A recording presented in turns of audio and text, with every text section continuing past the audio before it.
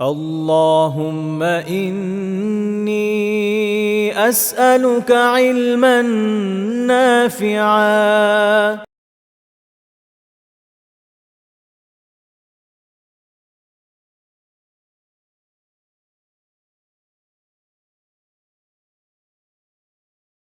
السلام عليكم ورحمة الله وبركاته.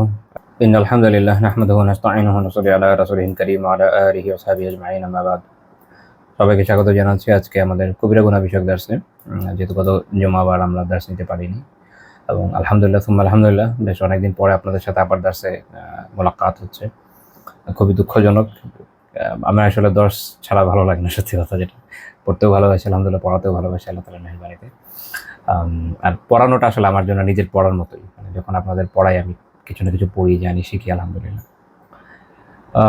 যে অসুস্থতার কারণে গ্যাপ হয়ে গেল। তো আমরা আলোচনায় চলে যাই। তো আমরা আজকে যে অধ্যায় থেকে আলোচনা শুরু করবো এটা হচ্ছে বাবু মা জাআ ফিল কাউলি আলাল্লাহি বিল ইলম।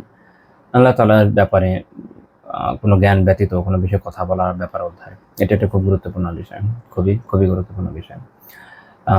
মানুষের মধ্যে একটা প্রবণতা আছে যে তারা আল্লাহ তাআলা সম্পর্কে যে কোনো বিষয়ে যে কোনো কথা বলে থাকে এবং তারা অনেক সময় মনে করে যে ওকে আমার কাছে এই কথাটা ভালো মনে হয়েছে, আমি আল্লাহ তাআলার জন্য বলে দিই, কিন্তু এটা আসলে সঠিক নয়। শুধু সঠিক নয় না, এটা অনেক বড় গুনাহ, কবিরা গুনাহ এবং সবচেয়ে বড় কবিরা গুনাহের মধ্যে একটা।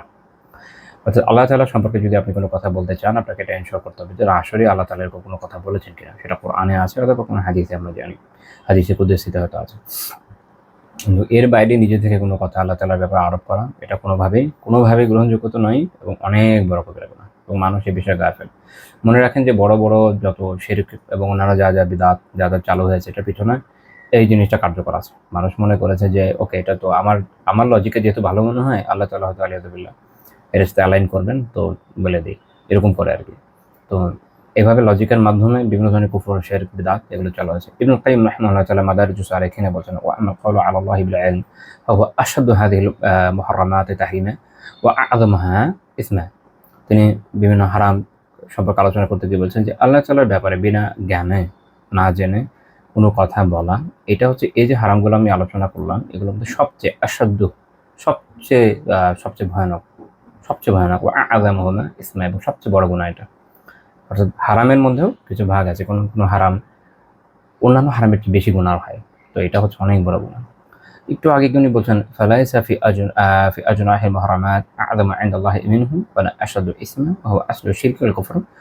তিনি বলছেন যে এইটা হচ্ছে আল্লাহ তাআলার কাছে সবচেয়ে সবচেয়ে আহ, স- সবচেয়ে বড় গুনাহ, এবং এর গুনাহ অনেক বেশি আল্লাহ তাআলার কাছে। এ, এ- এ- এ- আল্লাহ তাআলা, আমরা যদি এভাবে বলি যে আল্লাহ তাআলা যে সকল গুনাহের কারণে বান্দার প্রতি ক্ষুব্ধ হন, অবভিয়াসলি এটা সবচেয়ে বড়গুলোর মধ্যে একটা পড়বে। তিনি বলছেন ওয়া হুয়া আসলু শিরকি ওয়াল কুফর, এটা হচ্ছে কুফর এবং শিরকের মূল। কুফর এবং শিরকের মূল। চিন্তা করেন যে মুশরিকরা যখন আম, আল্লাহ তাআলার শানে কোনো মিথ্যা কথা বলছে, যেমন বলছে যে আলিয়াদুবিল্লাহ, খ্রিস্টানরা যেরকম বলেছে যে ঈসা আলাইহিস সালাম আল্লাহ তাআলার সন্তান আলিয়াদুবিল্লাহ। তো এটা যখন তারা বলছেন, তো তখন তারা বিনা জ্ঞানে এটা বলছে। একই রকমভাবে আগের যে বিভিন্ন পেগান জাতিরা ছিল বা এখনকার সময় মুশরিকিন যারা আছে তাদের ক্ষেত্রে দেখবেন যে তারা বিভিন্ন দেবতাদের ক্ষেত্রে মনে করছে যে ভগবান বা ঈশ্বর তাকে এই ক্ষমতাগুলো দিয়েছে। কোথা থেকে জেনেছে? কোনো কিতাব নাজিল হয়েছে? কিছু না। তারা এগুলো সব কিভাবে বলছে? বিনা জ্ঞানে, নিজের মাথায় যা আসছে বলে দিয়েছে। দেখা গেছে যে মানুষের একদম খুব কমন যে কোশ্চেন, জীবন এবং প্রকৃতিতে বিভিন্ন বিষয় নিয়ে মানুষের যে প্রশ্ন, যে মানুষ কিভাবে অস্তিত্বে আসলো, মানুষের জীবনের লক্ষ্য কী, উদ্দেশ্য কী, তারপরে হচ্ছে যে এগুলো হচ্ছে মানুষের আদি দার্শনিক প্রশ্ন, যেটা যুগ যুগ ধরে দার্শনিকরা চিন্তা করে গেছে। এখন এটার আহ, আহ, উত্তরের আপনি ধরেন যে দুইটা ওয়ে হতে পারে। এক হচ্ছে যে নিজের মন মতো মানুষ ধরে নিয়েছে যে এটা হয়তো এমন হবে, এটা হয়তো এমন হবে। এটার আবার দুইটা দিক, একটা আস্তিকবাদী, একটা নাস্তিকবাদী। নাস্তিকবাদী যারা, তারা তো এটা মানে প্রকৃতি যেভাবে চলার এই অনুযায়ী চিন্তা ভাবনা করে এগিয়ে আসছে এবং এভাবে তারা বেশ কিছু নিয়ম কানুন উদ্ভাবন করেছে। তাদের মনে হচ্ছে যে বাস এটা একা একাই চলছে, এর জন্য তো স্রষ্টা দরকার নেই। আর এদের মধ্যে আবার একদল আগে মনে করেছে গ্রিকরা যে পৃথিবী এবং কুল কায়নাত অনাদি অনন্ত। আবার আধুনিক সময়ে এটা মনে করা হচ্ছে যে না, এটা এখন ধ্বংস হয়ে যাবে। তো এটারও আবার দুইটা সাবসেট পাওয়া গেল, বা দুইটা শাখা পাওয়া গেল, আমরা বলতে পারি সাবসেট না, শাখা হলো। আচ্ছা, আর আরেকটা ক্যাটাগরি হচ্ছে কি, যে মানুষের মন থেকে আরেকটা উত্তর কি বের হয়েছে, সেটা হচ্ছে যে এই বিষয়টা হয়তো অমুক দেবতা করছে, এই বিষয়ের পিছনে তো অমুক দেবতার কার্যকারণ আছে।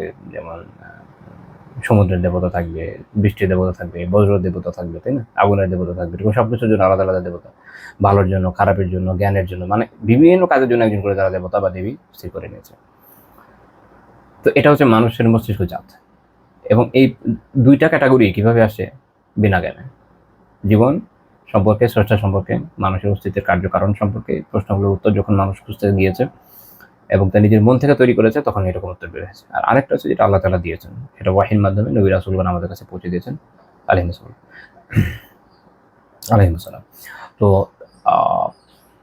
এটা হচ্ছে হক, এটা হচ্ছে হক, এটা হচ্ছে ইলমওয়ালা, যেটা ইলমের মাধ্যমে আমাদের কাছে এসেছে, যেটা কোরআন এবং সুন্নাহর মাধ্যমে বা বিভিন্ন সময় বিভিন্ন আসমানি কিতাবের মাধ্যমে মানুষ জেনেছে, ওয়াহির মাধ্যমে মানুষ জেনেছে। তো এই জন্য শিরক এবং কুফরের মূল হলো কি? বিনা জ্ঞানে আল্লাহ সম্পর্কে যে কোনো কথা বলে না। তারপর ইবনে কাইয়িম রাহিমাহুল্লাহ বলছেন, ওয়া আলাইহি উসসিসাল বিদআউ ওয়া দালালাহ, এইটার উপরে বিদআত এবং দালালাত, বিভিন্ন ধরনের গোমরাহি এবং বিদআ, এটা কিসের উপর তৈরি হয়েছে? এর উপরে। যখন কেউ বিদআত কোনো একটা আবিষ্কার করে, বিদআত কি? দিনের মধ্যে নতুন কোনো বিষয়, তাই না? সো যখন দিনের মধ্যে নতুন কিছু কোনো বিষয় কেউ তৈরি করে, তখন বিভিন্ন ধরনের লজিক নিজের মাথা থেকে বের করে, বলে যে দেখেন আল্লাহ তাআলা তো এটা পছন্দ করেন, তাহলে এটার সাথে এটা হলে, এটার সাথে এটা হলে, এটার সাথে এটা হলে দেখেন কত ভালো হলো। হ্যাঁ, তারপর তারা একটা কিছু চালু করে দিবে, কোনো একটা উৎসব চালু করে দিবে, কোনো একটা নতুন ধরনের ইবাদত চালু করে দিবে, কোনো একটা নতুন ধরনের সিয়াম, নতুন ধরনের সালাত, নতুন ধরনের বিভিন্ন ধরনের ওয়ে তে তারা বিভিন্ন ধরনের বিদআতকে চালু করে দিবে বিভিন্ন ধরনের যুক্তির মাধ্যমে। কিন্তু এটার ব্যাপারে না কোনো সরাসরি আয়াত থাকবে, না কোনো হাদিস থাকবে, না সালাফের আমল থাকবে, না সাহাবীদের পছন্দনীয় কোনো আমল ছিল, কিছু না। তো এই জন্য সবকিছুর মূল হচ্ছে কি তাহলে? আল্লাহ তাআলা সম্পর্কে না জেনে কথা বলে। এই জন্য ইবনুল কাইয়িম রাহিমাহুল্লাহ বলেছেন, ফাকুল্লু বিদআতিন মুদিল্লাহ ফিদ-দীনি আসাসুহা আল কাউলু আলা আল্লাহি বিল ইলম। দিনের মধ্যে এই যে প্রত্যেকটা গোমরাহিপূর্ণ বিদআত, মনে রাখেন দিনের মধ্যে যা বিদআত আছে সবই গোমরাহিপূর্ণ। দিনের মধ্যে বলার কারণ কি? ফিদ-দীন বলার কারণ কি? কারণ বিদআত শব্দের আবিধানিক অর্থ হচ্ছে যে যেটা নতুন আসছে, নবসৃষ্ট। এখন নবসৃষ্ট বস্তু দুই রকম হতে পারে, ফিদ দুনিয়া, ফিদ দিন। একটা হচ্ছে দুনিয়া নবসৃষ্ট বস্তু, যেমন ধরেন মোবাইল, আগে ছিল না এখন আসে। এই যে আপনাদের সাথে আমি অনলাইনে কথা বলছি, আগে ছিল না এখন আসে। এগুলো নিয়ে শরিয়াতে কোনো মাথা ব্যথা নেই। এগুলো যদি ইটসেলফ কোনো ভালো জিনিস হয়, যদি এতে কোনো অকল্যাণ কিছু না থাকে, ভালো। কিন্তু যদি অকল্যাণ থাকে তখন একটা নাজায়েজ হয়ে যাবে। যেমন দেখা গেল যে কেউ, যেমন ভিডিও করাটা ভালো কাজ, এখন এটার মধ্যে অকল্যাণের জায়গা হতে পারে, যেমন কেউ এর মধ্যে বিভিন্ন অশ্লীল বিষয় যুক্ত করতে পারে, তখন ওটা হারাম হয়ে যাবে। আচ্ছা, তো এমনিতে সতর্কতাভাবে বিষয়টা বলতে হবে। আরেকটা হচ্ছে ফিদ্দিন, যেটা দিনের মধ্যে নতুন কিছু আনার কোনো সুযোগ নাই। এই জন্য উনি বলছেন ফিদ্দিন, ফাকুল্লু বিদআতিন মুদিল্লাহ ফিদ্দিন। দিনের মধ্যে এই যে যত রকমের গোমরাহিপূর্ণ বিদআত আছে, এগুলোর প্রত্যেকটার মূল হচ্ছে, প্রত্যেকটা ভিত্তি হচ্ছে কি? আল্লাহ তাআলার ব্যাপারে না জেনে কোনো কথা বলা। এই হচ্ছে আমাদের এই টপিকের একটা ভূমিকা আমি আলোচনা করলাম। তারপর আমরা শেখ রাহমাতুল্লাহ তাআলার কিতাব থেকে আসতে পারি। উনি এখানে প্রথমে একটা আয়াত উল্লেখ করেছেন, আংশিক করেছেন, আমি পুরো আয়াতটাই বলছি। পুরো আয়াতটা হচ্ছে সূরা আল আরাফের 33 নম্বর আয়াত। আল্লাহ তাআলা বলেছেন, কুল ইন্নামা হারামা রাব্বিল ফাওয়াহিশা মা যাহারা মিনহা ওয়া মা বাতান। বলুন, নিশ্চয়ই আমার রব হারাম করেছেন প্রকাশ্য এবং গোপন অশ্লীলতা। আমি পুরো আয়াত সম্পর্কে একটু কথা বলি। দেখেন, এটা খেয়াল রাখা দরকার যে আল্লাহ তাআলা হারাম করেছেন কি? আল ফাওয়াহিশ, যত রকমের অশ্লীলতা হতে পারে, যত রকমের অশ্লীলতা হতে পারে। মা যাহারা মিনহা, এর মধ্যে যা প্রকাশ হয়, যেমন এখনকার সময়ে হতে পারে কেউ এখন কি করে, টিকটক করে, হয়তো ওখানে নাচানাচি করছে বা রিল বানাচ্ছে, নাচানাচি করছে, বা অন্যদের সামনে বিভিন্ন ধরনের অশ্লীল জিনিসকে শেয়ার করছে, কন্টেন্ট বিভিন্ন শেয়ার করছে। আমাদের যে অনলাইনে দেখবেন ফেসবুকে মানুষ কোনো একটা কিছু পেয়েছে, শেয়ার করে দিয়ে বসে আছে। আর একটা হলো কেউ গোপনে নিজে গুনাহ করছে, গুনাহ তো হচ্ছে, গোপনে আপনি দেখছেন, আপনার তো গুনাহই হচ্ছে, বাট অন্যদেরকে অন্তত আপনি এতে লিপ্ত করছেন না, আপনার গুনাহ তুলনামূলক কম হচ্ছে। কিন্তু আপনি এটা প্রকাশ করতে গেছেন কেন? আপনি এটা শেয়ার করতে যাচ্ছেন কেন? যখন আপনি শেয়ার করছেন, আরো 10টা লোক, 100টা লোক, 1000 লোক দেখছে। কারণ খারাপ জিনিস যত আসে ফেসবুকের বা সোশ্যাল মিডিয়ার অ্যালগরিদম এরকম, ওটাকে আরো বেশি তারা কি করে, অ্যামপ্লিফাই করে। তো আরো অনেক মানুষ দেখবে যারা হয়তো আগে দেখে নাই, কিন্তু আপনার কল্যাণে না, আপনার অকল্যাণে এটা দেখেছে। এখন দেখার পরে যেটা হলো, এই লোকগুলোর গুনার ভাড়া আপনি পাবেন না, সময় তো পাবেন, কমবে না তো। তো চিন্তা করেন কত বড় ব্যাপার। একটা ছিল একটা নিজের গুনাহ, তারপর এতজন লোকের গুনার ভার আপনাকে নিতে হচ্ছে। তো কাজে এই ধরনের কাজ থেকে বেঁচে থাকা দরকার। তো আল্লাহ তাআলা সকল ধরনের অশ্লীলতা নিষেধ করেছেন, মা যাহারা মিনহা, যা প্রকাশ্য, যা প্রকাশ্য, যেমন মানুষ অ্যাফেয়ার করে, গার্লফ্রেন্ডে ঘুরে বেড়াচ্ছে, প্রকাশ্য অশ্লীলতা। ওই মেয়ে বাঁচন। এখন কারো মনে হলো যে আচ্ছা, প্রকাশ্য থেকে তো আমি বেঁচে থাকি, তারা ভিতরে ভিতরে গোপনে করি, আসতে পারে চিন্তা অনেকের। তো তাহলে এটা যেহেতু কম গুণ ঠিক আছে, কিন্তু আলটিমেটলি আল্লাহ তাআলার অবাধ্যতা এরকম। আল্লাহ তাআলা চান না যে বান্দা অবাধ্যতা করবে, এটা আল্লাহ তাআলার অপছন্দনীয় কাজ। তো সেক্ষেত্রে যেটা হয় যে মানুষ বিভিন্ন ধরনের গোপন পাপের মধ্যে লিপ্ত হয়ে যায়। বিভিন্ন ধরনের হয়তো বিভিন্ন ধরনের অশ্লীল কন্টেন্ট দেখে, বা এখনকার সময় যেটা হয় যে ধরেন মেসেঞ্জারে চ্যাট করছে কারোর সাথে, আর বিভিন্ন ধরনের অশ্লীল কথাবার্তা বলে।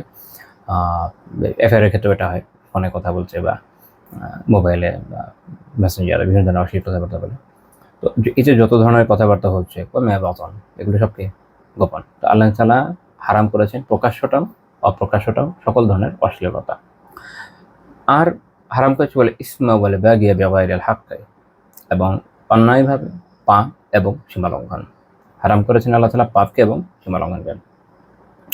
ইমাম সুদ্দি রাহিমাহুল্লাহ বলছেন আম্মাল ইসমু ফাল মাসিয়া, এখানে যে এতে যে ইসম বলা হচ্ছে এটা হচ্ছে আল্লাহ তাআলার অবাধ্যতা, যত ধরনের গুনাহ হতে পারে। এখন মনে হতে পারে তাহলে অশ্লীলতা তো আছে নিষিদ্ধ, ঠিক আছে, আরও তো অনেক ধরনের গুনাহ আছে, তো আল্লাহ তাআলা এর জন্য ব্যাপক শব্দ ব্যবহার করলেন, সেটা হচ্ছে ওয়াল ইসম, যত রকমের পাপ হতে পারে আল্লাহ সবই নিষিদ্ধ করেছে। ওয়াল বাগিও, বাগি মানে সীমা লঙ্ঘন, যেটা এখানে উদ্দেশ্য হচ্ছে আন তাবগিয়া আলান নাসি বিগাইরিল হক। যখন আল্লাহ তাআলা বলছেন ওয়াল বাগি বিগাইরিল হক, এর মানে হচ্ছে যে মানুষের উপরে এমনভাবে সীমা লঙ্ঘন করা যেটা বৈধ না। সীমা লঙ্ঘন করা কি বৈধ না, এটা হচ্ছে একটা মোড অফ এক্সপ্রেশন। অর্থাৎ এভাবে বলা যে মানুষের উপর কোনো ধরনের সীমা লঙ্ঘন আল্লাহ তাআলা বৈধ করেনি। অবৈধ বলতে বোঝানো হচ্ছে এখানে এই জন্য যখন বলা হচ্ছে বিগাইরিল হক, অর্থাৎ হকের কোনো জায়গা আছে, কিন্তু এটা সরাইভাবে আসলে সীমা লঙ্ঘন না, মানুষের দৃষ্টিকোণ থেকে হতে পারে। যেমন মনে করেন কেউ যদি কারো হাত কেটে দেয়, এটা তো একটা কি সীমা লঙ্ঘন এবং অন্যায়ভাবে। কিন্তু কেউ চুরি করেছে এবং ইসলামী সরকার তার হাত কেটে দিয়েছে, এটা কি না মানুষের দৃষ্টিকোণ থেকে যেরকমই লাগুক সীমালঙ্ঘনমূলক হোক, সরাইভাবে সীমালঙ্ঘন না। এই জন্য বলা হচ্ছে এবং অন্যায়ভাবে সীমালঙ্ঘন, মানুষের মধ্যে যত রকমের সীমালঙ্ঘন হতে পারে যেটা আল্লাহ তাআলা বৈধ করেননি, আল্লাহ তাআলা সব হারাম করেছে। ওয়া আন তুশরিকু বিল্লাহি মা লাম ইউনাজ্জিল বিহি সুলতানা, এবং কোনো কিছু আল্লাহ তাআলার সাথে শরীক করা যার সনদ তিনি নাজিল করেন নাই। আন তাকুলু আল্লাহি মা লা তা'লামুন, এবং আল্লাহ সম্পর্কে তোমরা এমন কিছু বলবা বা এমন কিছু বলা যা তোমরা জানো না। আল্লাহ সম্পর্কে এমন কিছু বলা যা তোমরা জানো না। ইবনে কাসির রাহিমাহুল্লাহ তাআলা বলেন, অর্থাৎ আইতাজআলু লাহু শারীকান ফি ইবাদাতিহি, অর্থাৎ আল্লাহ তাআলার সাথে ইবাদতের ক্ষেত্রে শরীক স্থির করা। ওয়া আন তাকুলু আলাইহি মিনাল ইফতিরাই ওয়াল কিযিবি মিন দাওয়া আন্না লাহু ওয়ালাদা ওয়া নাহওয়া যালিক, এবং আল্লাহ তাআলার ব্যাপারে এরকম বিভিন্ন ধরনের আল্লাহর অপবাদ আরোপ করা, যেমন তার সন্তান আছে, এরকম যেমন খ্রিস্টানরা করেছে। মিম্মা লা ইলমা লাকুম বিহি, যে বিষয়ে তোমাদের আসলে কোনো জ্ঞানই নাই। তাহলে এই আয়াতে আল্লাহ তাআলা একটা মূলনীতি বলে দিচ্ছেন যে আল্লাহ তাআলার বিষয়ে কোনো ধরনের এই ধরনের কথা বলা যাবে না। এখন এর মানে কি শুধু এটা যে আল্লাহ তাআলার সত্তার সাথে সম্পর্কিত না, এটা ওভারঅল আল্লাহ তাআলার সাথে যখন বলা হচ্ছে আলাল্লাহি মা লা তা'লামুন, তখন এটা ব্যাপকতাকে নিয়ে আসে। এই জন্য শেখ আব্দুর রহমান বিন নাসির সাদি রাহিমাহুল্লাহ তাআলা বলেছেন আই ফি সিফাতিহি ওয়া আই ফি আসমাইহি ওয়া সিফাতিহি ওয়া আফআলিহি ওয়া শারঈ, কোন বিষয়ে বলা যাবে না আল্লাহ তাআলার ব্যাপারে না জেনে। হ্যাঁ, তিনি বলছেন যে এক হচ্ছে আল্লাহ তাআলার সুন্দর সুন্দর নাম সম্পর্কে, কেউ নিজে থেকে নতুন কোনো নাম আল্লাহ তাআলার জন্য উদ্ভাবন করবে না। এখন বেশ কিছু বিষয় এমন আছে যেগুলো, যেমন আল্লাহ তাআলা অনাদি অনন্ত আমরা জানি, কিন্তু এটা সরাসরি আল্লাহ তাআলার কোনো সুন্দর নাম হিসাবে কোরআন সুন্নাতে আসেনি, আমরা এটাকে নাম হিসেবে কখনো উল্লেখ করবো না এভাবে। তো নাম হিসাবে ওটাই বলা যাবে যেটা আল্লাহ তাআলার অ্যাকচুয়ালি নাম, যেটা আল্লাহ তাআলা নিজে উল্লেখ করে দিয়েছেন। এবং ওয়া সিফাতে, এবং তার সিফাতের গুণাবলীর ক্ষেত্রে নিজেরা মন গড়া গুণাবলী তৈরি করে নেওয়া, বা আল্লাহ তাআলা নিজে তার জন্য যে সকল গুণাবলীকে ইসবাত করেছেন, বা যে সকল গুণাবলী আল্লাহ তাআলা নিজে উল্লেখ করেছেন, সেটা কোরআনে হোক হাদিসে হোক, সেইটাকে নাকচ করে দেওয়া, বিভিন্ন যুক্তিতর্কের কথা বলে এগুলোকে বাদ দিয়ে দেওয়া, উভয় ধরনের মিথ্যা থেকে বেঁচে থাকতে হবে আল্লাহ তাআলার ব্যাপারে।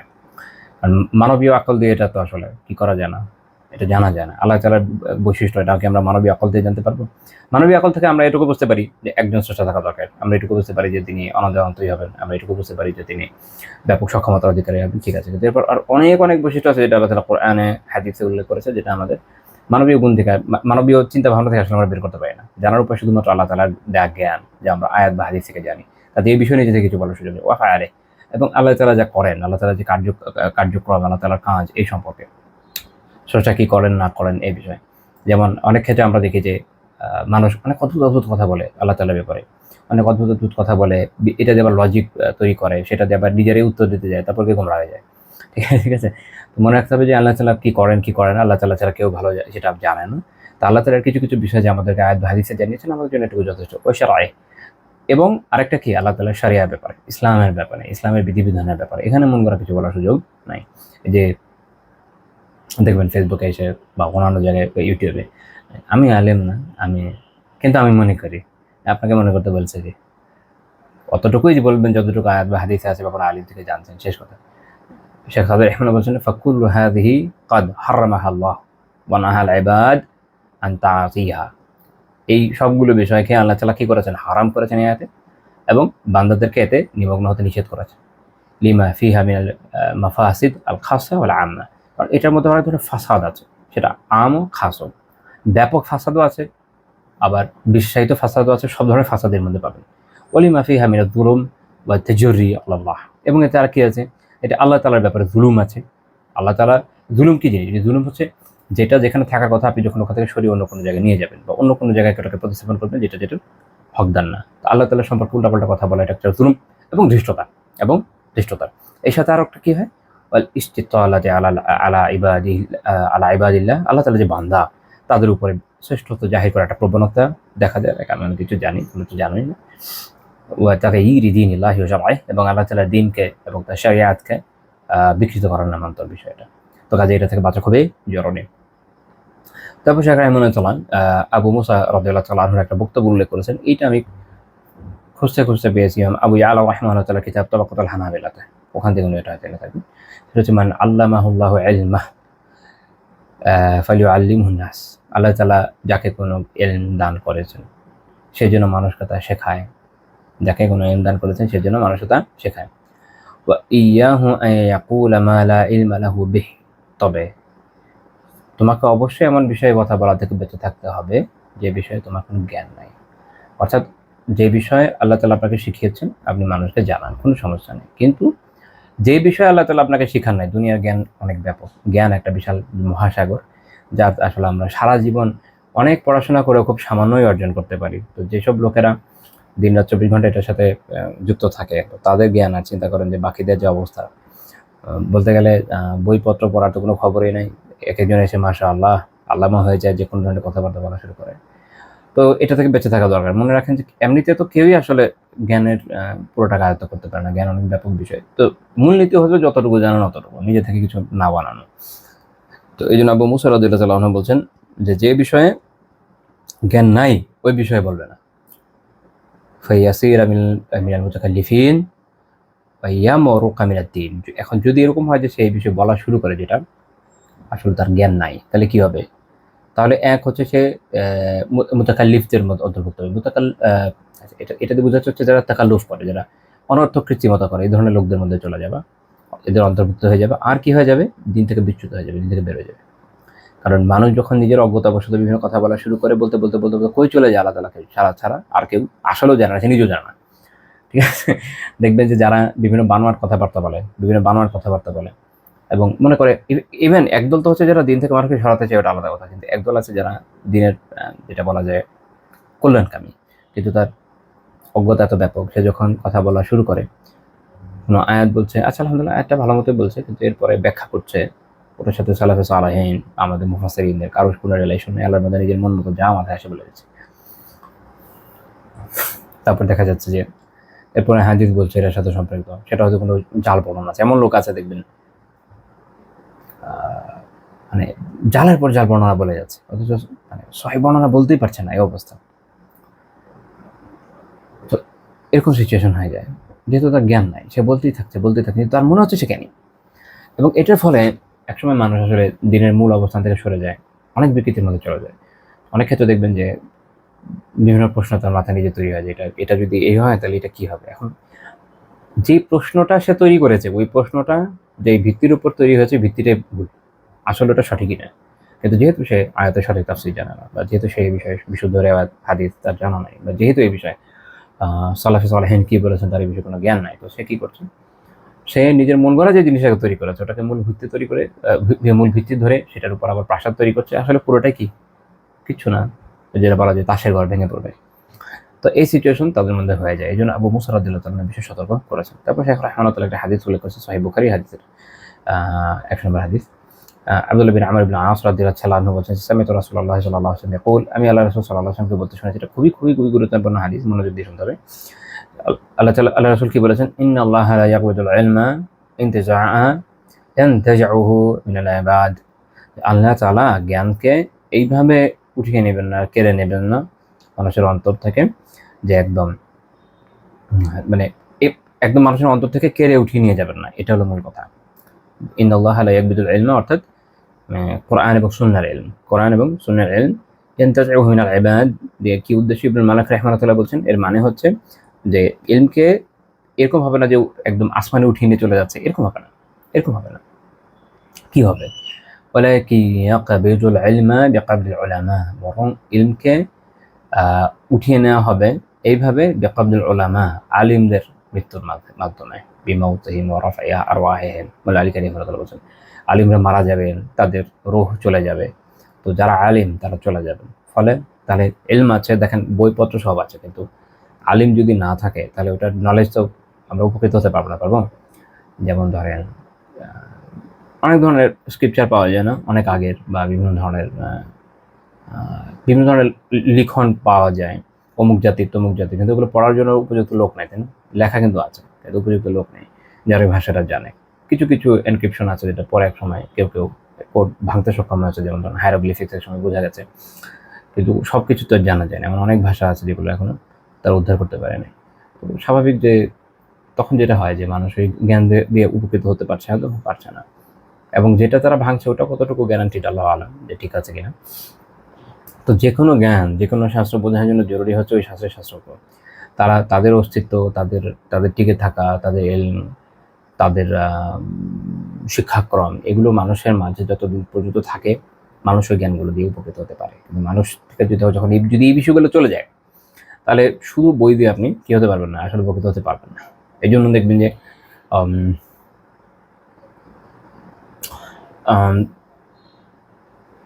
এমন অনেক মানুষ আছে যাদের আল্লাহ তাআলা সুযোগ দিয়েছেন, যাদের কাছে অনেক কিতাবাদি বলেন, বড় ইনস্টিটিউশন বলেন, বিপুল পরিমাণ আর্থিক সক্ষমতা বলেন, আল্লাহ তাআলার মেহেরবানিতে সবই আছে।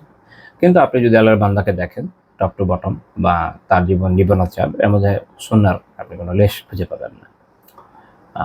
তো এই যে একটা সিচুয়েশন, তাহলে জ্ঞানের কি মূল্য? জ্ঞান যদি আপনাকে সুন্নাহর অনুগামী না বানায়, তো এটা হলো বোঝার বিষয়, এটা বুঝতে হবে। অপরদিকে এমন লোককে আপনি পাবেন হয়তো যার এত এত তো ওয়াসাআত বা এত প্রশস্ততা নাই, এত আর্থিক অবস্থান এত ভালোও না হয়তো, কিতাবাদিও কখনো যা আছে আলহামদুলিল্লাহ অন্তর থেকে পড়েছেন, আলিমদের থেকে পড়েছেন, বুঝে পড়েছেন, আত্মস্থ করেছেন, আমলের উপরে কাছে নিজে আলিম হয়েছেন। তো এই দুই ধরনের লোকের মধ্যে পার্থক্য একদম সুস্পষ্ট, এটা আপনারা নিজেরা খেয়াল করে বুঝবেন। শুধুমাত্র একজন লোক অনেক বই লিখেছে বা অনেক কিছু জানে, অনেক কিছু পারে, এর মানে এরা যে সে আসলে খুব বড় আলিম হয়ে যাবে। কারণ আলিম হতে হলে কি হচ্ছে, ইলমওয়ালা হতে, আমলওয়ালা হতে হয়। যেমন বলে না তালিবুল ইলম ইলমুন নাশি, আমাদের শেখ হাফিজাহুল্লাহ তাআলা এটা সুন্দর কথা বলেছেন, যেটা হচ্ছে তালিবুল ইলম ওয়াল আমাল। শুধু ইলম না, ইলম এবং আমল দুইটার অন্বেষী। একজন তালিবের দুইটা জিনিস অন্বেষণ করতে হয়, ইলমকে এবং কি আমলকে।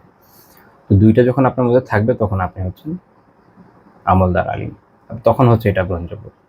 যদি সেটা না হয়, এর শুধু শাব্দিক জ্ঞান বা বইয়ের জ্ঞান আপনাকে খুব বেশি দূর নেবে না। দুনিয়াবি সেন্সে নিতে পারেন, আখিরাতের সেন্সে হবে না। তো যাই হোক, তো এই জন্য যখন আল্লাহ তাআলা জ্ঞানকে উঠাবেন, কীভাবে উঠাবেন, আসলে আলিমরা চলে যাবে। হাত্তা ইযা লাম ইউবকি আলিমা, এমনকি এক পর্যায়ে এমন হবে যে কোনো আলিমই থাকবে না। মনে হতে পারে যে তাহলে মনে হয় ইলম না, একদমই থাকবে না, যে মানুষ জানবে না, এরকম কিন্তু না, আলিম থাকবে না। এই জন্য এই হাদিসে পড়া আসছে যে ইত্তাখাযান নাসু রুউসা জুহালা, মানুষরা তাদের যারা রইস, তাদের যারা লিডার, তাদের যারা বড় হিসাবে গ্রহণ করবে হচ্ছে জাহেল যারা, তাদেরকে। মানুষের তো লাগবে, মাথায় কাউকে রাখতে হবে। রুউসা দিয়ে উদ্দেশ্য কি? মুল্লা আলী কারিমুল্লাহ বলছেন, অর্থাৎ খালিফা, কাজী, বিচারক, মুফতি, হ্যাঁ, ইমাম, শেখ, এগুলো হিসাবে। তাহলে বুঝে নেন যে কাদেরকে গ্রহণ করবে এইসব পদের জন্য? জুহালা, যারা জাহেল, জাহেল শব্দের জন্য। তো মানুষের তো জীবনের প্রয়োজন আছে, তাদের শাসক দরকার, বিচারক দরকার, মুফতি দরকার, ইমাম দরকার, শায়েখ দরকার। এখন এক প্রকৃতপক্ষের যে প্রকৃত আলেম যারা, তারা তো নেই, যারা অ্যাকচুয়ালি আল্লাহ তাআলার দিন সম্পর্কে জানে, যারা আসলে কোরআন সুন্নাহ অনুযায়ী বলতে পারে। তো তখন মানুষ এই ধরনের লোকদেরকে গ্রহণ করবে। এটা আমার মনে হয় এটা ব্যাখ্যার অবকাশ নাই, আসলে আমরা সবাই জানি। রাসূলুল্লাহ সাল্লাল্লাহু আলাইহি ওয়াসাল্লাম বলেন, ফাসুইলু ফাআফতাউ বিগাইরি ইলম, তো এদের যখন জিজ্ঞেস করা হবে, জিজ্ঞেস করলে না তো বলবে না, তো তারা কি করবে? তারা বিধান দিবে, তারা ফাতোয়া দিবে জ্ঞান ব্যতীত, বিগাইরি ইলম ফাদাল্লু। এখন যখন বিনা জ্ঞানে, প্রকৃত জ্ঞান ছাড়া, উপযুক্ত জ্ঞান ছাড়া ফতোয়া দিবে, তখন কি হবে? নিজেরা গুমরাহ হবে, অদল্ল। খালি নিজেরা গুমরাহ হবে না, অন্যদের গুমরাহ করবে। তো তাহলে দেখেন যে আল্লাহ তাআলা সম্পর্কে, তার দিন সম্পর্কে যখন জ্ঞান ব্যতীত মানুষ কথাবার্তা বলবে, তখন সেটা কোন পর্যায়ে গুমরাহিতে মানুষকে নিয়ে যেতে পারে, দিন থেকে বিচ্যুত হয়ে যাবে। সবচেয়ে ভয়ানক বিষয় হচ্ছে যে ক্ষেত্রে মানুষ বুঝতে পারবে না সে আসলে দিন থেকে বিচ্যুত হয়ে যাচ্ছে, তার মানে আমাদের বিশাল কাজ করে ফেলেছি। এবং এটা আসলে কি একজন আলিমের শান হচ্ছে যে এক তো উনি আমল করবেন কোরআন সুন্নাহ অনুযায়ী, আরেকটা গুরুত্বপূর্ণ বিষয় হচ্ছে যে দিনের যে কোনো বিষয়কে কোরআন সুন্নাহর সাথে কতটুকু রিলেট করতে পারছে। আমরা তো এখন এমন একটা সময় দেখি যে এমন ব্যক্তির যে মানে যে যত বেশি কোনো ক্ষেত্রে, সব ক্ষেত্রে বলবো না, অনেক ক্ষেত্রে কোনো দেখা যাচ্ছে যে যত বেশি কোরআন সুন্নাহ থেকে দূরে যাচ্ছে, অনেক বিচিত্র কোনো লজিক দিয়ে বিচিত্র কিছু সলিউশন করছে, তার ক্ষেত্রে মানুষের মনে হচ্ছে যে আসলে অনেক অনেক বড় জ্ঞানী ব্যক্তি। আল্লাহ আল্লাহ, কিন্তু জ্ঞান তো আসলে ওটাই যে কোরআন এবং সুন্নাহর সাথে যায়। কিন্তু মানুষের চাহিদা হয়ে গেছে এরকম যে ভাই কোরআন সুন্নাহ বাদ দিয়ে দুনিয়া সবকিছু বলো তাহলে ঠিক আছে। যখন এই অবস্থা হবে, এটা হচ্ছে ওই অবস্থা যেটা হাদিসে বলা হয়েছে। আল্লাহ তাআলা আমাদের থেকে হেফাজত করেন, আমিন, এবং আমাদের ইলম অনুযায়ী কথা বলার এবং আমলের তৌফিক দেন, আমিন। এরপরের অধ্যায় হচ্ছে বাবু মা জাআ ফি শাহাদাতি জুরি। শাহাদাতু জুর সম্পর্কে যে অধ্যায়, সেটা জুর শাব্দিকভাবে এর অর্থ হচ্ছে আল মেল আনিল হক, হক থেকে ঝুঁকে যাওয়া কোনো একদিকে। তো এই জন্য এটা মিথ্যা, বাতিল, প্রতারণা সবকিছুর ভিতরে চলে আসে। তাহলে জুর হচ্ছে আমরা বলতে শাহাদাতুল বাতিল, শাহাদাতুল জুর, শাহাদাতুল বাতিল ও কওলুল কাযিব। মিথ্যা সাক্ষ্য, মিথ্যা কথা, এগুলো হচ্ছে জোর। এখন অধ্যায়টা হচ্ছে কি শাহাদাতুল জোর। শাহাদাতুল জোরকে আমরা পারিভাষিকভাবে যদি সংজ্ঞায়িত করি, মিথ্যা সাক্ষ্য কি জিনিস? ইমাম কুরতুবী রাহিমাহুল্লাহ তাআলার একটা উক্তি ইমাম ইবনে হাজার রাহিমাহুল্লাহ ফাথুল বারীতে উল্লেখ করেছেন। তিনি বলেছেন ক্বালাল কুরতুবী, ইমাম কুরতুবী রাহিমাহুল্লাহ বলেছেন, শাহাদাতুজ জুরি হিয়া আশ-শাহাদাতু বিল কিযিবি। মিথ্যা সাক্ষ্য হচ্ছে মানে শাহাদাতুজ জুর হচ্ছে মিথ্যা সাক্ষ্য। শাহাদাতুজ জুর হচ্ছে কি মিথ্যা সাক্ষ্য, কিসের জন্য? লিতাওয়াসসালা বিহা ইলাল বাতিলি মিন ইলতিলাফি নাফস আও আখযি মাল আও তাহলিলি হারাম আও তাহরিমি হালাল। এটা দিয়ে উদ্দেশ্য হচ্ছে, এটা মানুষ কেন এটা দেয়? হতে পারে কাউকে প্রাণদণ্ড দেওয়া, কারো জীবন নষ্ট করা, কারো সম্পত্তি আত্মসাৎ করার জন্য মিথ্যা সাক্ষ্য দেওয়া হয়, কোনো হারামকে হালাল করার জন্য। যেমন দেখা গেল যে কোনো একটা ঘটনা ঘটেছে, ফর এক্সাম্পল কেউ কাউকে তালাক দিয়েছে, এখন এখানে যে দিয়েছে সে নিজের যে সাক্ষ্য সেখানে বলছে যে না আমি দিইনি, এভাবে হারামকে হালাল করছে বা কোনো হালালকে হারাম করছে এটা। তো এইভাবে মিথ্যা সাক্ষ্য অনেকগুলো বিষয়কে কি করে, পরিব্যাপ্ত অনেকগুলো বিষয়। তারপর তিনি বলছেন ফালা শাইআ মিনাল কাবাইর আযমু দারারা মিনহা ওয়ালা আকসারু ফাসাদ বা'দা শিরকি বিল্লাহ। কবিরা গুনাহগুলোর মধ্যে আল্লাহ তাআলা শিরক করার পরে, আল্লাহ তাআলার যে সাথে যে শিরক, এটা হলো কবিরা গুনাহের মধ্যে সবচেয়ে বড়, আমরা জানি। তিনি বলছেন যে এর পরে যে কবিরা গুনাহগুলো আছে, এর মধ্যে মিথ্যা সাক্ষ্যের চেয়ে বেশি ক্ষতিকর এবং বেশি ফাসাদ এবং বিপর্যয় সৃষ্টিকারী আর কোনো গুনাহ নাই। এটা বাস্তব। মিথ্যা সাক্ষ্যের কারণে একটা মানুষের জীবন ধ্বংস হয়ে যেতে পারে, বিপর্যস্ত হয়ে যেতে পারে, আমরা জানি। আপনারা জানেন যে অনেক ক্ষেত্রে যেটা বিশেষ করে এই ব্রিটিশ যে কমন ল, এইটার প্র্যাকটিস এইসব অঞ্চলে যখন থেকে শুরু হয়েছে, আমি জানি এর আগে এরকম ছিল কিনা, বাট অন্তত যখন থেকে হচ্ছে এই অঞ্চলগুলোতে, আমরা জানি যেখানে আদালত ব্যবস্থা এমনভাবে তৈরি করা হয়েছে যে টাকা পয়সা দিলে যে কোনো মিথ্যা সাক্ষ্য দেয় এবং সেই সাক্ষ্য করা অদ্ভুত ধরনের। যে আবার কাউকে এমন সাক্ষ্য বানিয়ে দেবে যেটা কোনো সাক্ষী না, আমাকে একবার মামলার মধ্যে দিয়ে দিচ্ছে, আমি জানি না আমি সাক্ষী। ও আমাকে যখন ডাকা হয়েছে তো আমাকে হারিয়ে যাওয়ার, আমি সাক্ষী কীভাবে হয়ে গেলাম? আমি তো সাক্ষ্য দিই নেই, মানে আমি সাক্ষ্যই দিই নেই, আমাকে তারা সুন্দর করে নাম দিয়ে দিয়েছে সাক্ষ্য। এমন কি করা, একদিন যেতে হলো, গিয়ে কোর্টে গেলাম, ওরা আমাকে বলে এই বিষয়ে আপনি কি জানেন? আমি কিছু জানি না, নাম দিয়ে দিচ্ছে। যাই হোক, এই হচ্ছে সিচুয়েশন। তার সাক্ষ্য দরকার, সুন্দর নাম দিয়ে দিবে। তো এখন দেখেন, যে সাক্ষ্য না তাকে যদি, যে সাক্ষী না তাকে যদি সাক্ষী বানিয়ে দেয়, এটা একটা মিথ্যা সাক্ষ্য। আচ্ছা, আবার দেখবেন যে যেটা জানে সেখানে মিথ্যা বলছে, এর মাধ্যমে কারো সম্পত্তি খেয়ে দিচ্ছে, কার উপরে জীবন নষ্ট হয়ে যাচ্ছে, জেলে থাকছে, একজনের নামকে আরেকজনের নামের মধ্যে চেঞ্জ করে দিয়ে আরেকজনকে ঢুকিয়ে দিয়েছে বা কাউকে বের করে নিয়ে আসছে। কত রকমের জুলুম যের মধ্যে হয়। এই জন্য তিনি এই সুন্দর কথাটা বলেছেন, শিরকের পরে এই পাপটা ছাড়া দুনিয়াতে সবচেয়ে বেশি ফাঁসা সৃষ্টিকারী বিষয়। আচ্ছা, মিথ্যা সাক্ষ্য শুধু আদালতের সাক্ষ্যের মধ্যে সীমাবদ্ধ কি না? দুনিয়ার জীবনের বিভিন্ন ক্ষেত্রে যত জায়গাতে আপনার সাক্ষ্যের বিষয় আছে, যেখানে আপনার স্টেটমেন্টের ভ্যালু আছে, এগুলো সবগুলো এর মধ্যে আসবে। মুফতি তাকি উসমানী সাহেব হাফিজাহুল্লাহ তাআলা উনি ইসলাম ও আমাদের জীবন কিতাবে এবং আরো বেশ কিছু জায়গায় এটা অনেক লম্বা চড়া আলোচনা করেছেন। সংক্ষেপে এটা খেয়াল রাখেন, মিথ্যা সাক্ষ্য অনেক ব্যাপক বিষয়। মনে করেন কেউ আপনার কাছে আসছে একটা টেস্টিমোনির জন্য, আপনি একটা টেস্টিমোনিয়াল দিয়ে দিবেন তাকে, আপনি একজন সরকারি কর্মকর্তা, আপনি টেস্টিমোনিয়াল দিয়ে দেবেন হ্যাঁ সে ভালো, সেই এই যে আমাদের দেশে ব্রিটিশদের সময় একটা পিকুলার সিস্টেম চালু করেছে। আচ্ছা, আমাকে বলেন একজন লোকের পক্ষে সবাইকে চেনা সম্ভব? পসিবল না।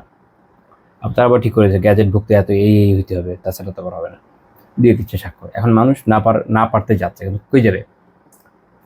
এটা ছাড়া তো উপায় নেই, যেহেতু এখন ফালতু আইন আছে। বাস্তবতা হচ্ছে এই স্বাক্ষর দেওয়া যাবে না, কারণ হচ্ছে যে আপনি তো আসলে লোকে চিনেনই না, আজকে আসছে হয়তো কেউ ফোন দিয়ে বলছে যে ভাই আমাকে পাঠাচ্ছে, একটা দিয়ে দিন, দিয়ে দিচ্ছি। স্কুলের প্রিন্সিপাল স্টুডেন্ট বের হয়ে যাচ্ছে, তার নামে অনেকগুলো অভিযোগ আছে, টিসি দিতে দিতে দেয় নাই। তো ধরেন এসএসসি এইচএসসি খুব ভালো রেজাল্ট করে বের হয়ে গেছে, লিখে দিচ্ছে টেস্টিমনিতে খুব ভালো ছেলে, এই সেই কিছু। মিথ্যা কথা, আপনি জানেন মিথ্যা কথা, আপনার এখানে ফাইল আছে যে তাকে টিসি দিতে দিতে দেওয়া হয় নাই, সে ভালো ছেলে না, রেজাল্টটা ভালো করেছে, সেটাই দিয়ে দিচ্ছে, মিথ্যা সাক্ষ্য। অফিসে যাবে না, অফিসে যাবে না, ভালো লাগছে না, বা কোনো কাজ আছে, পরিচিত আত্মীয় স্বজনের মধ্যে ডাক্তার আছেন, বলছো যে আপনি দিয়ে দেন একটা মেডিকেল লিভ অ্যাপ্লিকেশন দিয়ে দিবি, ওটার মধ্যে ওনার একটা মিথ্যা, একটা ভুয়া প্রেসক্রিপশন নিয়ে সুন্দর দিয়ে দিচ্ছে, মিথ্যা সাক্ষ্য। হাজারো মিথ্যা সাক্ষ্য পুরা সমাজ ব্যবস্থায় ছড়িয়ে আছে। আপনাকে কেউ এসে জিজ্ঞেস করছে মুখকে কেমন, চিনেন না জানেন না, ওইভাবে খালি নামটা শুনছেন, তমুক তমুক ভালো বলে বলা শুরু করলেন, হ্যাঁ খুব ভালো হয়েছে, জানেন না কেন বলবেন? যা জানেন অতটুকু বলতে পারবেন, জানি না, অমুক বলছে ভালো, এটুকু জানি, বাস এতটুকু। সাক্ষ্য মনে রাখেন অনেক অনেক অনেক গুরুত্বপূর্ণ বিষয় ইসলামী শরিয়াতে। জাস্ট যা মাথায় আসছে হুঠারিভাবে সাক্ষ্য দেওয়া যাবে না, সেটা অফিসের ক্ষেত্রে হোক, সেটা শিক্ষা জীবনে হোক, সেটা সরকারি ক্ষেত্রে হোক, জীবনের সকল সকল ইস্যু এর ভেতর পরিব্যাপ্ত। শুধুমাত্র কোর্টের স্টেটমেন্টই এর মধ্যে সীমাবদ্ধ, বা পোস্ট কোর্টের স্টেটমেন্টের মধ্যে বিষয়টা সীমাবদ্ধ এমন না। সাক্ষ্য অনেক অনেক জটিল বিষয় এবং অনেক ব্যাপক বিষয়, ইসলামী শরিয়া এটাকে খুব ক্রিটিক্যালি হ্যান্ডেল করে, অথচ আমাদের অবস্থা এরকম, আল্লাহ মাফ করেন। তো শেখ রহমতুল্লাহ প্রথম যে আয়াত উল্লেখ করেছেন সূরা আল হজ, একটা আয়াত উল্লেখ করেছেন যে আল্লাহ তাআলা বলেছেন ওয়াজতানিবু কওলা জুর, কওলা জুর থেকে বাঁচো, কওলা জুর থেকে বর্জন করো। কওলা জুর কি বোঝায়? ইমাম ইবনে জাওজি রাহিমাহুল্লাহ তাআলা জাদুল মাসির উল্লেখ করেছেন, যেটা চারটা মত আছে কওলা জুরের ব্যাখ্যা। এক, ইবনে মাসউদ রাদিয়াল্লাহু ব্যাখ্যা, এটা হচ্ছে শাহাদাতুল জুর, কওলা জুর দিয়ে বোঝানো হচ্ছে মিথ্যা সাক্ষ্য। দুই, ইমাম মুজাহিদ রাহিমাহুল্লাহর ব্যাখ্যা, উনি বলছেন এটা মানে হচ্ছে খেজিব, মিথ্যা মিথ্যা কথা। তিন, আবু মালিক রাহিমাহুল্লাহ বলছেন এর মানে হলো আশিরক, এর মানে হচ্ছে কি শিরক। চার নম্বর হচ্ছে মুশরিকরা যে বলতো কোনো বিভিন্ন পশুর ক্ষেত্রে যে এটা হালাল এটা হারাম, এটা। তো সবগুলো আসলে ভিতরে আসে, কিন্তু মূল এবং সবচেয়ে গুরুত্বপূর্ণ ব্যাখ্যা এটা, যেটা এটা দিয়ে বোঝানো হচ্ছে যে মিথ্যা সাক্ষ্য থেকে বাঁচো, মিথ্যা সাক্ষ্য খুবই গুরুত্বপূর্ণ, এই জন্য এ থেকে বাঁচা খুবই জরুরি। না, আল্লাহ তাআলা নিজে কোরআনে বলেছেন যে থেকে বাঁচো। তারপর সেখানে আল্লাহ তাআলা একটা রেওয়ায়াত উল্লেখ করেছেন ইবনু আমর রাদিয়াল্লাহু তাআলা আনহু থেকে, মারফু রাওয়ায়াত হিসেবে উল্লেখ করেছেন যে ইন্না তায়রা লাতাখফিকু বিআজনিহাতিহা ওয়া তারমি মা ফি হাওয়াসিলিহা মিন হাউলি ইয়াউমিল কিয়ামাহ। নিশ্চয়ই কিয়ামতের ভয়াবহতার কারণে পাখিরা তাদের ডানা ঝাপটাবে, তাদের পাখির সাথে যা খাবার আছে তা উগরে দেবে। ওয়া ইন্না শাহিদা জুর লা তাজুলু কদামাহু হাত্তা ইয়াতাবাওয়া মাকআদাহু মিনান নার। আর নিশ্চয়ই যারা মিথ্যা সাক্ষ্য দিচ্ছে বা দিবে, তারা যতক্ষণ না জাহান্নামে তার ঠিকানা নিশ্চিত করে নিচ্ছে, ততক্ষণ কিয়ামতের দিন পা সরাতে পারবে না। এখন এই বর্ণনাটা উনি যেটা উল্লেখ করেছেন, এটা ঠিক এইভাবে হুবহু আমার জানা মতো নাই, কাছাকাছি বর্ণনা ইবনু মাজাহ রাহিমাহুল্লাহ তাআলা একটা উল্লেখ করেছেন, ইমাম হাকিম রাহিমাহুল্লাহ তাআলা মুস্তাদরাকে উল্লেখ করেছেন, কিন্তু এটা দলিল যোগ্য নয়। সনদের মধ্যে মুহাম্মদ বিন আল ফুরাত আছেন, উনি ওনার ব্যাপারে মুহাদ্দিসরা বলেছেন কাযযাব, মিথ্যাবাদী। আবু নুআইম রাহিমাহুল্লাহ তাআলা হিলিয়াতে একটা বর্ণনা এনেছেন, ওটা সনদ দাঈফ, এই জন্য এটাকে আমরা মূল হিসেবে গ্রহণ করলাম না। এরপরে যেটা একটা শেখ রাহিমাহুল্লাহ উল্লেখ করেছেন সহিহ মুসলিম, এটা সহিহ মুসলিমের আপনার সাথে শুনবেন, এবং এটা সহিহ বুখারীতেও আছে। এটা হচ্ছে আবু বকর রাদিয়াল্লাহু তাআলা আনহু বলেন যে কুননা ইনদা রাসূলিল্লাহি সাল্লাল্লাহু আলাইহি ওয়াসাল্লাম, আমরা রাসূলুল্লাহ সাল্লাল্লাহু আলাইহি ওয়াসাল্লামের সাথে ছিলাম। ফাকালা আলা উনাব্বিকুম বিআকবারিল কাবাইর, আমি কি তোমাদেরকে সবচেয়ে বড় কবিরা গুনাহ সম্পর্কে জানাবো না? কবিরা গুনাহ তো আছে, সবচেয়ে বড় কবিরা গুনাহ, এটা তিনি তিনবার বললেন। তারপর তিনি বলেন আল ইশরাকু বিল্লাহ, আল্লাহর সাথে শিরক করা। দুই নাম্বার উকুকুল ওয়ালিদাইনি, পিতামাতার অবাধ্যতা, এগুলো আমাদের আলোচনা হয়ে গেছে। তিন নাম্বার ওয়া শাহাদাতু জুরি আও কওলু জুর, মিথ্যা সাক্ষ্য বা মিথ্যা কথা। রাবি বলছেন ফাকানা রাসূলুল্লাহ সাল্লাল্লাহু আলাইহি ওয়াসাল্লাম মুত্তাকিআ ফাজালাসা, রাসূলুল্লাহ সাল্লাল্লাহু আলাইহি ওয়াসাল্লাম ছিলেন হেলান দিয়ে বসা, কিন্তু তখন এটা বলছেন মিথ্যা সাক্ষ্যের কথা, বসে গেছেন সোজা। ফামা যারা ইউকাররিরুহা হাত্তা কুলনা লাইতাহু সাকাত, তিনি এটা এতবার বলতে থাকলেন যে সাহাবী বলছেন যে আমরা ভাবলাম যে উনি যদি চুপ থামতেন একবার।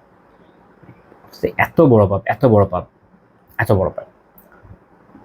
এবং যেটা আমি বলেছি, একটা মানুষের জীবন তছনছ হয়ে যায় মিথ্যা সাক্ষ্যের জন্য, অথচ মানুষ এগুলোকে কি মনে করে, ডাল ভাত বলে, বাংলায় না, সহজ জিনিস ডাল ভাত বলে দিয়ে যাচ্ছে আলিয়াহুবিল্লাহ, কিছু টাকার জন্য দিয়ে দেয়, কেউ চেনা পরিচিত কেউ হয়তো বলছে ভাই একটু দিয়ে দেন না, দিয়ে দিবে।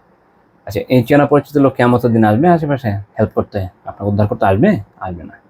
কিয়ামতের দিন যখন ধরা হবে, ও আগে আপনাকে ফাঁসাবে, বলবে আচ্ছা আমি তো বলছি তোমাকে, তুমি কেন দিলা?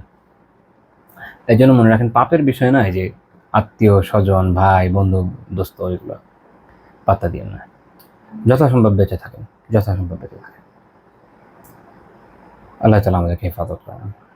তো এই বিষয়ে আরেকটা বর্ণনা আমি উল্লেখ করতে পারি বাইরে থেকে, শেখ রহমাতুল্লাহ কিতাবে আনেন নাই। আব্দুল্লাহ বিন মাসউদ রাদিয়াল্লাহু আনহু একটা বর্ণনা সাবারি রহমাতুল্লাহ তার তাফসীরে উল্লেখ করেছেন যে তু আদালু শাহাদাতু জুরি বিশিরকি। আল্লাহ তাআলা উনি বলছেন যে মিথ্যা সাক্ষ্যকে সমান হিসেবে উল্লেখ করা হচ্ছে কিছু শিরকের।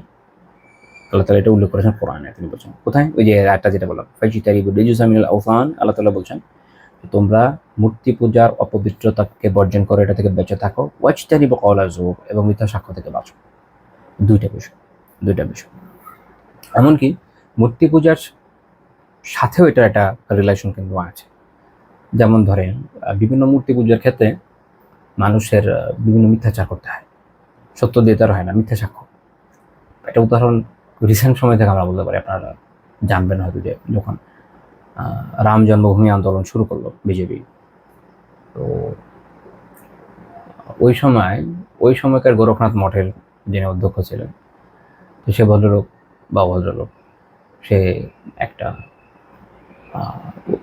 অনুষ্ঠানের মতো আয়োজন করেছিল বাবরি মসজিদের সামনে। এটা নেহেরুর সময়কার কথা। তো তারা কি করলো, গোপনে ভিতরে রামের একটা মূর্তি রেখে দিল এবং বললো যে ভগবান রাম ওখানে প্রকট হয়েছে। মিথ্যা কথা। এখানে এটা একটা ইস্যু তৈরি করার জন্য, কারণ বাকিরা এটা বিশ্বাস করে বসছে। তো বিভিন্ন জায়গায় এরকম প্রকট হওয়ার গল্প শোনাবে, এটা ওটা। আবার কবর কেন্দ্রিক শিরকের ক্ষেত্রে অনেক সময় দেখবেন বলবে যে এখানে অমুক এক বাবার কবর ছিল, একদিন কিছু না ফ্ল্যাট ছিল, হঠাৎ উঁচু হয়ে গেছে। মিথ্যা কথা। হয়তো নিজেরা উঁচু করে দিয়েছে বা একটা উঁচু জায়গায় বেছে নিয়ে এরকম ডায়লগবাজি করছে, মিথ্যা সাক্ষ্য দিচ্ছে, মিথ্যা কথা বলছে। মিথ্যা কথা, মিথ্যা সাক্ষ্য, এগুলোর সাথে এই জন্য শিরকের একটা রিলেশন আছে, গভীর রিলেশন আছে। তো এগুলো কোনোটা আসলে একটা ছাড়া চলতে পারে না, যেটা মিলে ছেলে চলে। তো এই জন্য মিথ্যা সাক্ষ্য বিষয়টা খুবই ভয়ানক, এবং আমরা এখানে দেখছি যে শিরকের সাথে সাথে এটা উল্লেখ করেছে আল্লাহ তাআলা কোরআনে, এবং ইবনে মাসউদ রাদিয়াল্লাহু আনহু এই বিষয়ে সতর্ক করেছেন। তো এই হচ্ছে আমাদের মোট আলোচ্য বিষয়। আজকে আমরা দুটো বিষয় নিয়ে আলহামদুলিল্লাহ আলোচনা করলাম। আলহামদুলিল্লাহ। আল্লাহ তাআলা তৌফিক দিলে আগামী দিন ইনশাআল্লাহ আমরা পরের টপিক থেকে আলোচনা শুরু করব। আজকে আমরা তাহলে দুটো বিষয় আলোচনা করলাম। এক, আল্লাহ তাআলার ব্যাপারে না জেনে কথা বলা। তো আমাদের কর্তব্য হচ্ছে যে আল্লাহ তাআলার ব্যাপারে কখনোই আমরা ইনশাআল্লাহ তাআলা না জেনে কোনো কথা বলবো না। দ্বীনি বিষয়ে আল্লাহ তাআলার নাম, তার সুন্দর সুন্দর গুণাবলী, আল্লাহ তাআলার কাজ, আল্লাহ তাআলার দ্বীন এবং শরিয়া, এই সম্পর্কে আমরা যখনই কিছু বলতে যাবো, আমাদের কাজ হচ্ছে ভালো করে তাহকিক করে, যাচাই বাছাই করে তারপর কথা বলা। আর মিথ্যা সাক্ষ্য, এটা সম্পর্কে আমরা আলোচনা করলাম যে মিথ্যা সাক্ষ্য থেকে বেঁচে থাকা কত জরুরি, এবং আমাদের জীবনের বিভিন্ন ক্ষেত্রে মিথ্যা সাক্ষ্য কীভাবে ছড়িয়ে ছিটিয়ে আছে। পারিবারিক পরিমণ্ডল থেকে নিয়ে সমাজ, রাষ্ট্র, অফিস আদালত, শিক্ষা প্রতিষ্ঠান, সব জায়গাতে মিথ্যা সাক্ষ্যের ছড়াছড়ি, এবং আমাদের যথাসম্ভব চেষ্টা করতে হবে এগুলো থেকে বেঁচে থাকতে। আল্লাহ তাআলা আমাদের তৌফিক দান করেন। আমিন।